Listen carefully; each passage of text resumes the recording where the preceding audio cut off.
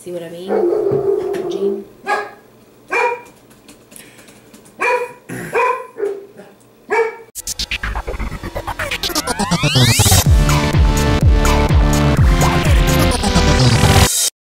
Hi, this is Jerdog with XDA Developer TV.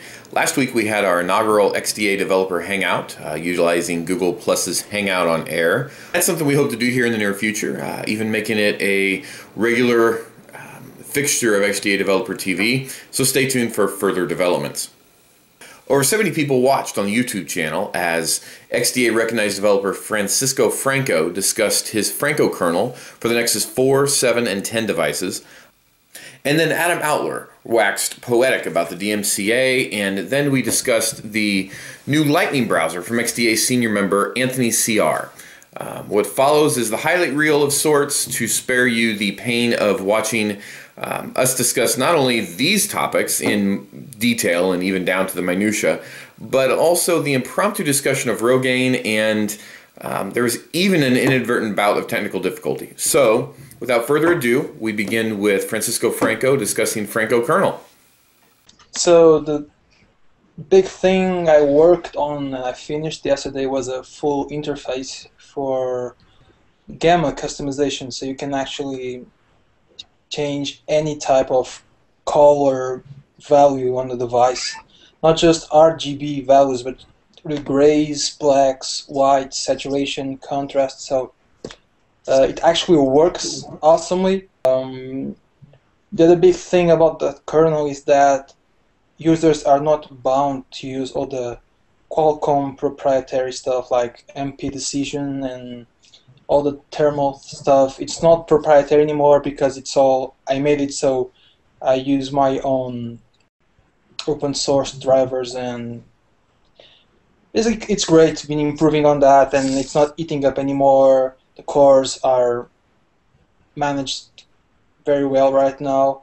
The original driver is not from me, it's from a guy named Thomas, but I've been modifying it heavily since I got it, so it's performance great, battery is great. I've been using users hitting 6 hours, 7 hours of screen on time, so it's pretty good.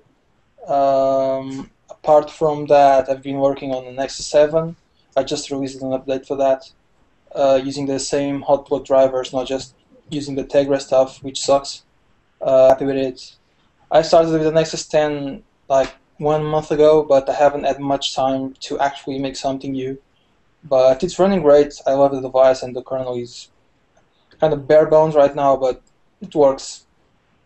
So I can't complain. All the users are happy, so everything's great. Excellent. When people figure out what's going on, like when they realize they can't unlock their device between carriers anymore, I think it's going to promote a lot more unlocked device sales in the U.S. from like overseas. I think you're right. I think that definitely is a good point, Joe. Well, now here's my beef with this whole thing. You see, the DMCA says it's perfectly acceptable to jailbreak your device, and the carriers say if you jailbreak it, we'll void your warranty. And now here, the carriers say it's perfectly all right to unlock your device. However, it's totally illegal by DMCA.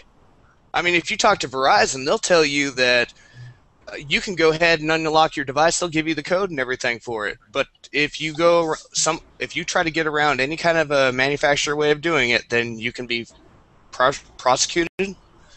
You know, I just think this is just an extra tool they're using and adding to their arsenal, and kind of, you know, encroaching our freedoms here. There's no reason to make it so that a locked device is protected under the same factor as a work of art. I just don't think that's right. Talking about development, have any of you guys tried the Lightning browser? The stripped-down browser experience is supposed to be, you know, really, really fast, but not for, you know, super heavy use, I guess would be the best way to describe it. I think it's pretty easy. As I think it just took the WebKit, he compiled it, it just added a canvas.